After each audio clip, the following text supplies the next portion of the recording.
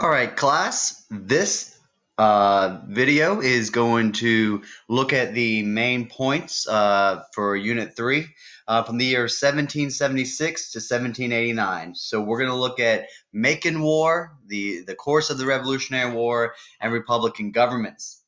I want to start by just giving you a little bit of a story that was happening in 1776. And it starts off when patriots in Frederick County, Maryland, demanded his allegiance to their cause in 1776. Robert Gasaway would have none of it. He said it was better for the poor people to lay down their arms and pay the duties and taxes laid upon them by a king and parliament than to be brought into slavery and commanded and ordered about by you, he told them. The story was much the same in Farmington, Connecticut, where Patriot officials imprisoned Nathaniel Jones and 17 other men for remaining neutral. In Pennsylvania, Quakers accused of loyalism were rounded up, jailed, and charged with treason, and some were hanged for aid in the British cause. Everywhere, the outbreak of fighting in 1776 forced families to choose the loyalist or patriot cause. The Patriots' control of most local governments gave them an edge in this battle.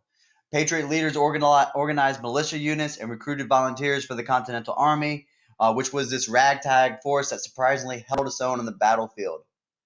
A French officer is quoted as saying, "I admire the American troops tremendously. It is incredible to see soldiers composed of every age, even children of 15, of whites and blacks, almost naked, unpaid, and rather poorly fed. They can march so well and withstand fire so steadfastly." Military service created political commitment and vice versa. Many patriot leaders encouraged Americans not only to support the war, but also to take an active role in government. As more people did so, their political identities changed. Previously, Americans had lived within a social world dominated by the links of family kinship and locality. Now, the abstract bonds of citizenship connected them directly to a more distant institution of government. From subjects to citizens, the difference is immense, remarked South Carolina patriot Dave Ramsey. Right, by repudiating monarchical rule and raising a democratic army, the patriots launched the age of Republican revolutions. So this is also, you can start to see like the political and social impacts of the revolution, really looking at what Gordon Wood was kind of talking about, how we saw this social revolution in America as a result of the Revolutionary War. And also, if you want to bring in synthesis and historical context, what other outside or broader national and international events are related to the American Revolutionary War. This idea of republicanism would throw France into turmoil and inspire revolutionaries, also in Spain's American colonies. The independence of the 13 colonies, remarked Venezuelan political leader Francisco de Miranda, who had been in New York and Philadelphia at the end of the American Revolution. Miranda said was bound to be the cause, all right, of our own independence movement. The Patriot Uprising of 1776 set in motion a process that would gradually replace an Atlantic colonial system that spanned the Americas with an American system of new nations. And I also chose this picture of George Washington. This was engraved in 1780, and it was engraved in Paris. And so when you're looking at this image, a couple things that stick out to us. By the war's end, George Washington was a hero on both sides of the Atlantic. And we were really focused on George Washington and his military campaign. And then afterwards, we also want to focus on George Washington at the end of the unit, as far as him being a political leader as well. But this engraving shows him with various British bills and declarations in tatters at his feet, while he holds copies of the Declaration of Independence and the Treaty of Alliance with France. So we think about historical context. The Battle of Saratoga has already happened. Think about point of view. This is a French engraving. So why would he include the Declaration of Independence, and why would he include this Treaty of Alliance? How does his point of view and how does this author affect the tone and the content of this engraving? And then in the background, you see a black slave. This is presumably William Lee. William Lee was Washington's valet and constant companion during the Revolution. All right, so the first part of this video will look at the war in the North and look at the year 1776, right after the Declaration of Independence, to 1778. We will look at the basic strategy of the armies. We will look at the actual armies, and then we'll end with the victory at Saratoga, which is the military turning point of the war. But also look at some, even after that military turning point, some of these problems that the Americans are still facing at the end of 1777. So the Declaration of Independence appeared just as the British were about to launch a full-scale military assault. So for these years that we're covering in the first part, 1776 through 78, British troops manhandled the Continental Army. There were a few inspiring victories on the American side that kept this rebellion alive. But during the winters of 1776 and 1777, the Patriot cause still hung in balance. So looking at this war in the North, once the British resorted to military force, few Europeans gave the rebels a chance. You could look at issues such as population size of the two forces. Great Britain had 11 million people. The colonies only had 2.5 million people. 20% of those are slaves. You can look at the British government, who had access to wealth thanks to their southern Atlantic colonies, to the wealth that's being generated by the Industrial Revolution going on in Great Britain at this time. Great Britain has a powerful navy. They have a standing army of 48,000 Britons plus these German Hessians. They have the support of thousands of American loyalists and Indian coalitions. By contrast, the Americans were economically and militarily weak. They lacked a strong central government and reliable source of tax revenue, which we'll get to here towards the end. Their new Continental Army, commanded by George Washington, consisted of 18,000 poorly trained and inexperienced recruits. So, to demonstrate Britain's military superiority, the Prime Minister, Lord North, ordered General William Howe to capture New York City. His strategy here is to seize control of the Hudson River and thereby isolate the radical patriots in New England from the colonies in the South. And this works. By December, the British Army had pushed the rebels across New Jersey and over the Delaware River into Pennsylvania. And so when you're looking at the end of 1776 from the Patriots' perspective, winter is going to come just in time. Washington has suffered a series of defeat in New York. And so when winter comes, Howe is going to follow 18th century custom by halting the military campaign. And this is going to allow the Americans to catch them off guard. On Christmas night in 1776, Washington is going to cross the Delaware River and stage a successful attack on Trenton, New Jersey, where he's going to force the surrender of 1,000 German soldiers. Then again in early 1777, the Continental Army is going to win a small victory at nearby Princeton. However, these minor triumphs still could not mask British military superiority. These are the times, wrote Thomas Paine, that try men's souls. So looking at both armies, General Howe's and the British Army, their strategy is not to try to destroy the American Army, but instead try to show its weakness and persuade the Continental Congress to give up. On Washington's part, he's going to act cautiously to try to avoid a major defeat. He tells Congress that on our side, the war should be defensive. So his strategy is going to draw the British away from the seacoast, extend the supply lines, and then sap the morale. If you're looking at the Continental Army, a lot of times people are going to refuse to agree to long terms of service. They're going to have to be persuaded to enlist with a $20 cash bonus. That's the equivalent of $2,000 today. Others are going to be persuaded by the offering of 100 acres of land. You see often the American recruits are going to be British ex-convicts, former indentured servants, and so molding these recruits into effective fighting force is going to be nearly impossible. So the Continental Army and George Washington is going to always face this constant struggle of inexperienced soldiers panic in the face of British attacks, unwilling to submit to the discipline of the military life. And to make matters worse, they're also going to be poorly supplied. And we're going to see how they get around that here in a little bit. And also, on the home front, you had these radical patriots who believed that a standing army was a threat to liberty. So even in wartime, the Americans are going to prefer militias to a professional fighting force. The remnants or the experiences that they had with the British Standing Army in Boston in 1768, 1770, 1774, is still fresh in the minds of the Americans. This is going to lead up to the victory at Saratoga, which is the military turning point of the war. Um, in 1777, we're going to still see the British trying to isolate New England. That's going to be the primary goal. But Lord North is going to have a three-pronged attack that's hopefully a convergent on Albany, New York. His plan here is to have Burgoyne to lead a large contingent of regulars south from Quebec. You're going to have a mixed force of British soldiers and Iroquois Indians coming in from the west, and General Howe is supposed to come in from the south, from New York City. The problem here is that Howe's going to decide to attack Philadelphia instead. He says if we can attack Philadelphia, which is the home of the Continental Congress, he hopes that he can end the rebellion with a single decisive blow. And this plan works. He's able to attack Philadelphia successfully.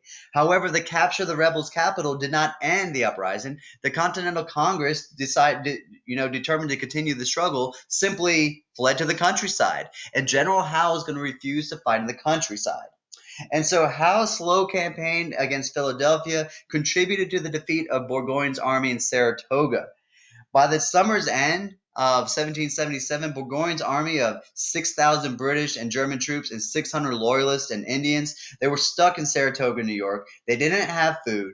Some of this backup forces that were supposed to be meeting him were recalled. And so while Burgoyne's waiting in vain for help, thousands of patriot militiamen from Massachusetts, New Hampshire, and New York are going to join General Horatio Gates by blocking Burgoyne in a series of little small skirmishes that finally gave the British no avenue of escape. The Patriots swarmed, this is a quote, swarmed around the army like birds of prey, reported an English sergeant. In October of 1777, they forced Burgoyne to surrender. And so this victory at Saratoga was a turning point in the war. The Patriots captured more than 5,000 British troops, and more importantly, they ensured the diplomatic success of American representatives in Paris, who won a military alliance with France as a result of the victory at Saratoga. So even though the Patriots' triumph at Saratoga was a big success and it contributed to this turning point in the war to the advantage of the Patriots, the wartime difficulties still were present. You had a British naval blockade that cut off supplies of European manufacturers and disrupted the New England fishing industry. You had the British blockade cut tobacco exports in the Chesapeake. And so you have goods are scarce in the colonies. And so governments are going to now turn to get military supplies directly from the people. Women in particular responded to this, and they promised upwards of 100,000 yards of linen and woolen cloth in New Jersey, for example. Other women assumed the burdens of farm work while the men were away at war and acquired a taste for decision making. Still, goods remained scarce and pricey. You saw that these financial difficulties and goods remaining scarce and pricey exposed the weakness of patriot governments.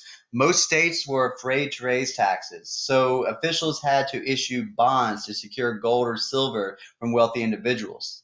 However, these funds are eventually going to run out, and so now individual states have to finance the war by issuing so much paper money, some 260 million in all told, that it lost worth, and most people refused to accept it at face value. In North Carolina, for example, even tax collectors eventually rejected the state's currency. And so the finances of the Continental Congress collapsed too, despite efforts of Philadelphia merchant Robert Morris, the government's chief treasury official. Because Congress lacked the authority to impose taxes, which is also going to be a problem under the Articles of Confederation, Morris relied on funds requisitioned from the states, but the states paid late or not at all. So now Morris has to get loans from France and Holland and sold continental loan certificates to some 13,000 firms and individuals. All the while, Congress is issuing paper money, some 200 million between 1776 and 1779, which, like state currencies, quickly fell in value. In 1778, a family needed $7 in continental bills to buy goods worth $1 in gold. As the exchange rate deteriorated to 42 to 1 in 1779, 100 to 1 in 1780, and 146 to 1 in 1781, it sparked social upheaval. And so in Boston, for example, you have women seizing a merchant by his neck and forcing him to sell his goods at traditional prices. In New York, you have women telling the Committee of Safety, which is a tax collecting agency, to lower food prices or their husbands and sons shall not fight anymore. So as morale is crumbling, Patriot leaders, this is in 1777, going into the 1778, is fearing that the rebellion is going to collapse, even in the light of this military victory at Saratoga. And these fears are going to reach their peak in the winter of 1777 when Washington's army is going to retreat 20 miles outside of Philadelphia to Valley Forge, where 12,000 soldiers and hundreds of camp followers suffered horribly. You could say that you could follow the tracks of the army by the blood on the snow. And that winter at Valley Forge took as many American lives as had 2 years of fighting. Some 3,000 soldiers had died from malnutrition and disease. 1,000 soldiers deserted. 200 officers resigned. But in this dark hour, Baron von Steuben, all right, a former Prussian military officer, he had joined the American cause, and he had been appointed as Inspector General of the Continental Army. So in this dark hour, von Steuben is going to institute a strict drill system and encourage officers to become more professional.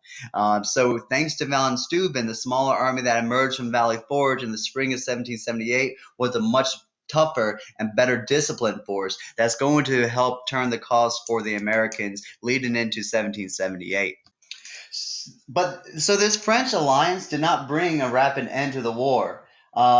Instead, what you'll see is that the British is going to revise their military strategy to defend the West Indies and capture the rich tobacco and rice growing colonies in the South, Virginia, the Carolinas, and Georgia.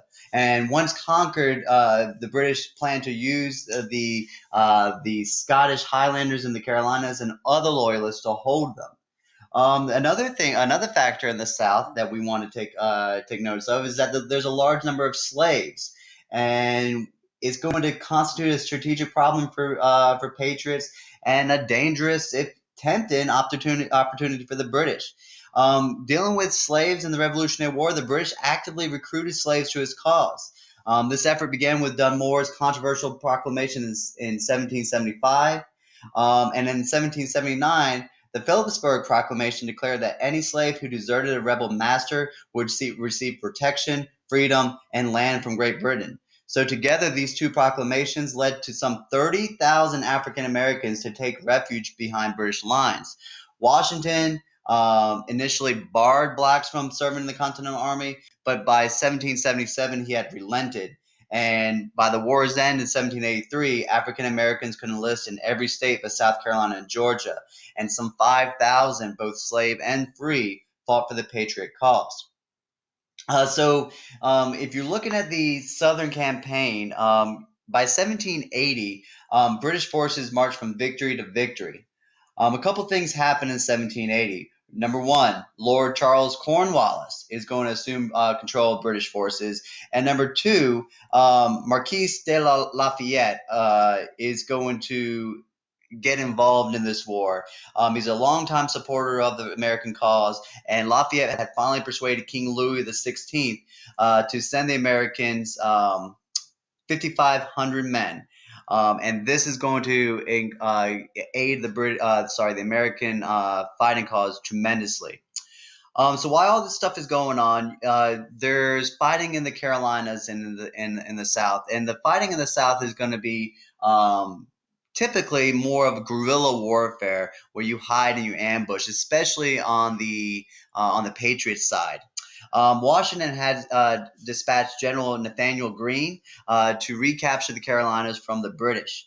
And by in October 1780, you saw Greene starting to launch or have a series of either outright military victories or more moral victories against Cornwallis in the South.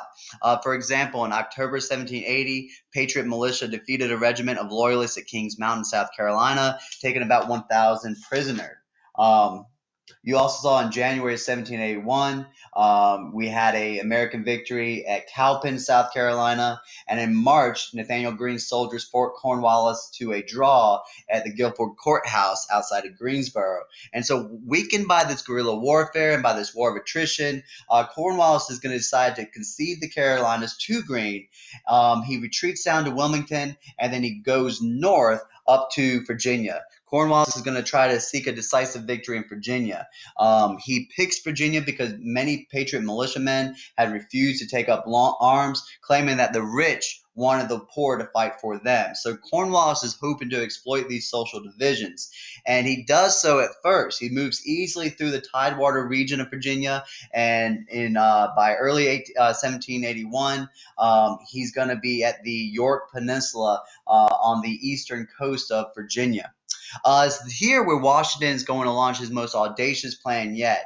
Washington is going to march south from New York City towards Virginia, and simultaneously, the French, their navy has now taken control of the Chesapeake Bay. So we see the aid and the contribution of the French alliance paying their dividends now. And then from the south, you see Nathaniel Greene coming up from the south. All right. So by the time Cornwallis realizes what Washington's scheme was, he's surrounded. All right. In the ocean, you have the British fleet, and then you have Washington coming down from the north, and the colonists coming up from the south. And so his 9,500 man army is outnumbered 2-1, is cut off from reinforcement or retreat by the sea. And so in this hopeless position, Cornwallis is going to surrender at Yorktown in October of 1781. And so the American victory broke the resolve of the British government. They have no choice here but to start the active measures that need to be taken to end this war officially. It's going to end with the Treaty of Paris in 1783. The terms of the Treaty of Paris: Great Britain formally recognized American independence and relinquished its claims to land south of the Great Lakes and east of the Mississippi River. The Native Americans are big losers in this as well. The Cherokees are going to be forced to relinquish claims to 5 million acres. This is 3/4 of their territory in treaties with Georgia, the Carolinas, and Virginia. While in New York and the Continental Congress pressed the Iroquois and the Ohio Indians to cede much of their land as well. And so the British and the Native Americans are going to be big losers here as a result of this Treaty of Paris in 1783, which formally ends the American Revolutionary War. So when the Patriots declared independence, they also confronted the issue of political authority. A Philadelphia newspaper asked, which of us shall be the rulers? There's also some other questions here. Would power reside in the national government or the states? Who would control the new Republican institutions? Traditional elites or average citizens? Would women have greater political and legal rights? What would be the status of slaves in this new republic? So the first thing we want to look at as far as some of the political changes and problems that happened were with state constitutions. And the question here is, how much democracy should or will the states embed into their constitutions? Because by the end of 1776, Virginia, Maryland, North Carolina, New Jersey, Delaware, and Pennsylvania had all ratified new constitutions, and Connecticut and Rhode Island had revised their colonial charters to delete references to the king. And so, what do these state constitutions share as far as common characteristics? Well, they tend to show distrust of the executive. They emphasize the powers of the lower house. They call for frequent elections. They increased enfranchisement. They reduced property qualifications. Most still retain some, though sometimes the requirement was in terms of wealth. A Bill of Rights was included in most. These are going to be, a list of rights defining rights upon which the government could not infringe. These are written constitutions. That's something that was different than before. When we talk about corrupt governments and the English Constitution, that's more of like an agreement or the social contract, but it wasn't necessarily a written constitution per se, unless you want to refer back to the Magna Carta. And so there's also going to be some continued east-west problems within the colonies. The merchants and the bank and the business classes are going to be tend to be located in the east, while you see some of the smaller middle class uh, uh, settlers are out in the west. So where's the capital going to be? How can we ensure fair representation in these state governments? For example, in North Carolina, this is when you see the capital shift from New Bern in the east to Raleigh in the west. And so you still see that struggle between east and west. There's a great quote here that it says, according to the natural history of revolutions, we would expect the American Confederation to fall apart, or that the army of some outstanding leader would set up a military despotism. What actually happened was the establishment of government under law. This occurred because we began with freedom. Moreover, the principles of the revolution were conservative. The leaders were thinking of preserving or securing the freedom they had already enjoyed, rather than, like the Russians or the French even, building something new and different. Some say that the greatest outcome was the establishment of government under law. John Locke also has a quote that I think ties into the state constitution topic. Wherever law ends, tyranny begins. So it's really important that and maybe to even go out on a limb and say the whole point for why we saw the success of the revolution in terms of these political changes is because we weren't trying to do something radically different. And so going back to state governments, they tended to be of three types. And some examples here. In Virginia, legislative supremacy. Pennsylvania, unicameral. They have no governor, no executive. And Massachusetts is going to be a mix. There is a trend towards the separation of powers within the state governments. This is another influence of the Enlightenment, Montesquieu, and the separation of powers. And you'll see that later governments, and especially ours under the Constitution, tended to reflect a more evenly separated powers with the three branches. There's also a general concern from the class that we wanted to talk more about women, and so how did the Revolutionary War impact women? And is this a turning point for women? And it seemed like your thesis statements were kind of mixed in this. So this excitement of the revolution and this egalitarian spirit of equality that these revolutionary ideas espouse tested this idea that only men could engage in politics. Before the revolution, men controlled all public institutions, legislatures, juries, government offices. However, upper class women engaged in political debate, and they defied men's scorn. They filled their letters and diaries and conversations with opinions on public issues. Elijah Wilkinson in South Carolina complains in 1783, the men say we have no business with politics. They won't even allow us the liberty of thought, and that is all I want. And so, as her remarks suggest, most women did not insist on civic equality with men, but they only sought an end to restrictive customs and laws. Abigail Adams, she writes a series of letters back and forth to her husband, John Adams, and she demanded equal legal rights for married women who, under common law, could not own property. They couldn't enter into contracts, they couldn't initiate lawsuits. The war bonds that she purchased had to be held in a trust run by a male relative. She says that men would be tyrants if they continue to hold such power over women.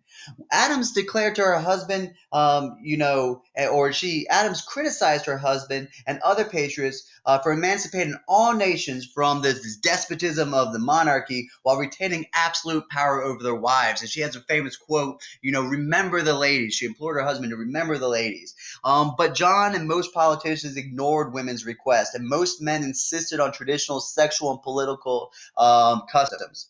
And so, except in New Jersey, which until 1807 allowed unmarried and widowed female property holders to vote, women remained disenfranchised in the new American public, and only white men enjoyed full citizenship. Nevertheless, the Republican belief in an educated citizenry recreated opportunities for some women. And so Judith Sargent Murray, the image that you see here, she has an essay on the equality of the sexes that she wrote in 1779. And she argues that men and women had equal capacities for memory and that women had superior imaginations. She does concede that most women were inferior to men in judgment and reasoning, but only from a lack of training. We can only reason from what she knows, or from what we know, she argues. And most women have been denied the opportunity of acquiring knowledge. So this is going to change in the 1790s when the Attorney General of Massachusetts declared that girls had an equal right to schooling under the state constitution. And by 1850, the literacy rates of women and men in northeastern states were equal, and educated women again began to challenge their subordinate legal and political status. So it's no coincidence that you see the rise or the resurgence of a women's rights, reform group happening, all right, by 1850, when the opportunity of education and of literacy has now fully taken effect. And this is part of that idea of Republican motherhood that was mentioned sometimes in your notes and your terms, that you needed women to be educated so they could fulfill their duty at home by training and educating their children to be responsible citizens of the Republic. So when we discuss the Articles of Confederation, a couple questions come to mind. What type of government would you expect to develop as a reaction to the British, system? Would it be natural to expect an overreaction? Why was the power in the hands of state governments preferable to power in the hands of a central government? And I think this all results of this continued fear of tyranny. And in 1776, when independence is going to be finally embraced, the patriots envisioned a central government with limited powers, and that idea is going to be realized in the Articles of Confederation, which were approved by the Continental Congress in 1777. And by 1779, all states except for Maryland had ratified it. Maryland refused to do so because it had no Western land claims, and these Western land claims had to do with the ability to repay war debts without raising taxes. And they finally ratified it in 1781 when Virginia agrees in principle to give up its Western lands to the central government.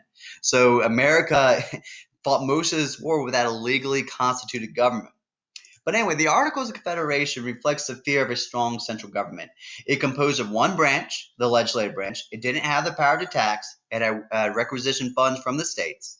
It had no power to regulate interstate trade. It had no power to enforce laws. Two-thirds of the majority were needed for major pieces of legislation, could only be amended by unanimous consent.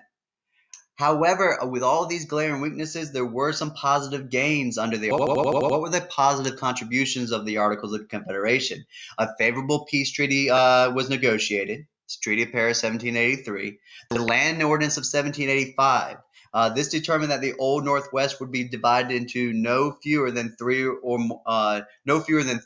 and no more than 5 states. And in this land ordinance of 1785, they adopted the New England Township of Land Survey.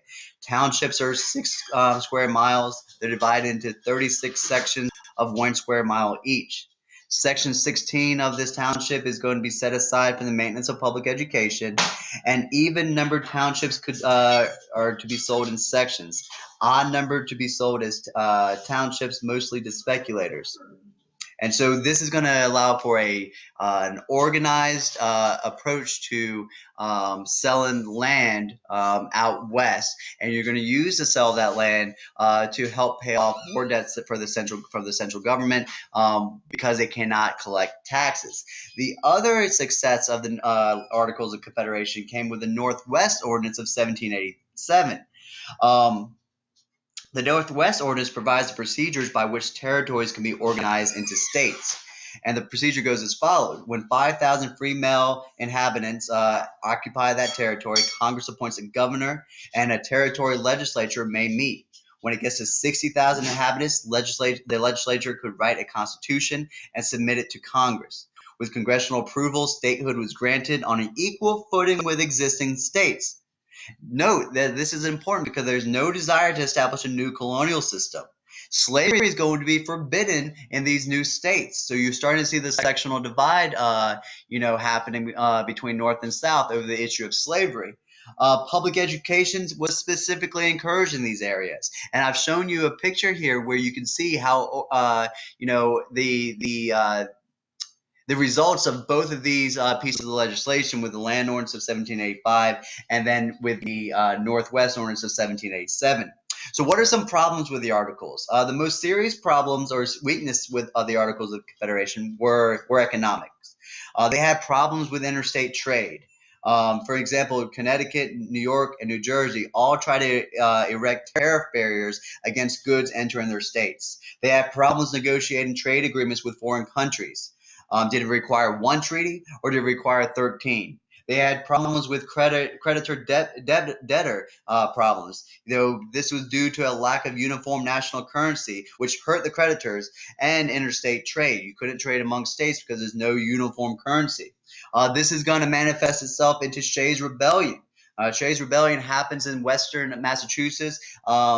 And it's a result of foreclosures on mortgages. And Shays' Rebellion is going to send a warning to state legislatures and national leaders. So Shays' Rebellion is going to push people towards the direction of trying to revise these Articles of Confederation and create a central government with that had more power. And so there's a turning point here. And now that you're going to agree to meet in 1787 in Philadelphia, with the whole purpose of revising the Articles, a couple questions pop up. Could the Constitution have been written and adopted without the Confederation period serving as a bridge or a transition? Would the colonists ever have agreed to a strong central government without having been exposed to the shortcomings of a weak central government? And as we get into 1787, the Constitutional Convention, there's another quote that I like to use to introduce this topic. In 1783 and 1784, Congress had reached its lowest point. Run out of Philadelphia like mutineers of the Pennsylvania Line Regiment, it wandered from place to place in the Middle States like the emperor of the Holy Roman Empire in the 15th century. Congress moved to Princeton in June of 1783, Annapolis in November, Trenton in 1784, and a year later to New York, where it stayed until the Confederation faded out. So once again, just the idea of having your national government, move from place to place, within the country, just kind of exposes the weaknesses of it and how ineffective it was, and how we had to do a change. So in 1787, the Constitutional Convention takes place in Philadelphia. And so who's going to the convention? What are the characteristics of the delegates?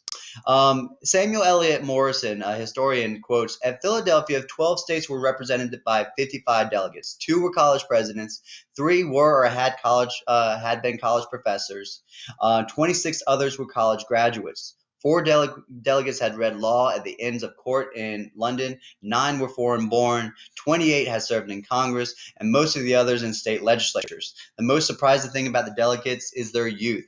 5 were under 30 years old. Alexander Hamilton was only 32. 3 more were within a year of 35. The average age here was 43. And the delegates were more alike than different in their thinking. All supported Republican government. Most supported a balanced government. Most favored restricted suffrage. Most favored a strong executive. And most came from similar cultural backgrounds. The delegates, 74 were appointed, 55 showed up at one time or another, and 40 took an active part. Only 8 signers of the Declaration of Independence were present. Notably absent were Sam and John Adams and Patrick Henry. Thomas Paine was absent. Thomas Jefferson wasn't there. And so you might want to take into consideration the impact of these emotional leaders being absent. Were the delegates likely to come up with a better institution relying on reason rather than emotion? And we also want to examine the fact that the U.S. Constitution is written well after the Revolution, rather than like the French as the Revolution is occurring. What difference does that make? The dominant leaders at this Constitutional Convention are going to be Alexander Hamilton and George Washington, James Madison, and Governor Morris and Ben Franklin. Um, these deliberations at the Constitutional Convention are going to be kept secret on purpose. The reasons for keeping everything a secret is it gives opponents less ammunition to work with. They know that it's going to have to be ratified, so they don't want their opponents to get the upper hand by sending out pamphlets and propaganda denouncing this convention. It's easier for delegates to change positions on issues before the final vote. And so consider all this stuff. What was the Constitutional Convention? It's a secret meeting just designed to replace an existing government without their consent, appealing to constitutional conventions in individual states over the heads of Congress, and establishing an unconstitutional ratifying procedure. Only 2/3 must ratify it before it takes effect, instead of all 13. And the writers of the Constitution sought not to write the theoretically best Constitution, but as good as one that they could probably get ratified. And Franklin's quoted as saying, "The older I grow, the more apt I am to doubt my own judgment. Thus I consent, sir, to this Constitution because I expect no better, and because I'm not sure it is not the best." In this convention, there's a couple compromises here. You want to remember the large state, small state controversy and the compromise that came out of that. The large state plan, which is known as the Virginia plan, opposes a small state plan known as the New Jersey plan. And out of this comes a great compromise where you have a bicameral legislature, equal representation in the Senate. The House of Representatives is based on population. All money bills must begin in the House, and you maybe deliberate and evaluate who wins this compromise and why. You also have the 3/5 compromise. During this time, we saw movements for the abolition of slavery. There's a concern over how slaves are to be treated for the purposes of representation and taxation.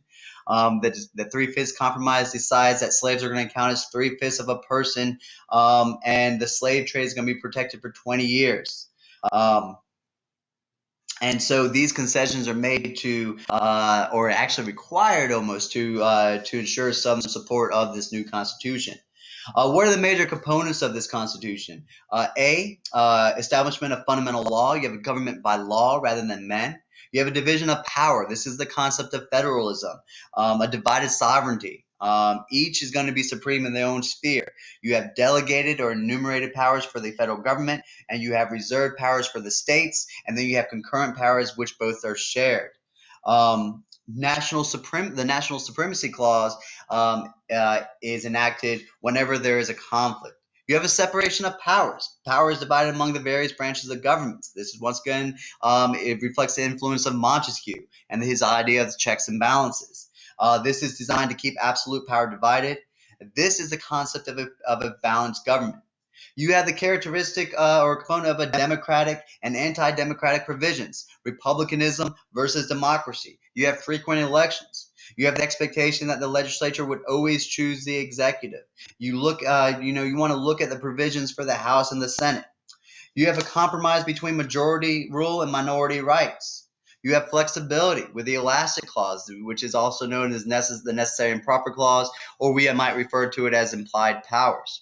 And out of that flexibility, you have two camps being formed. You have strict constructionism. If the Constitution doesn't specifically authorize or grant power to the federal government, it does not have that power. If the Constitution doesn't say it can, it can't. Or you have loose constructionism.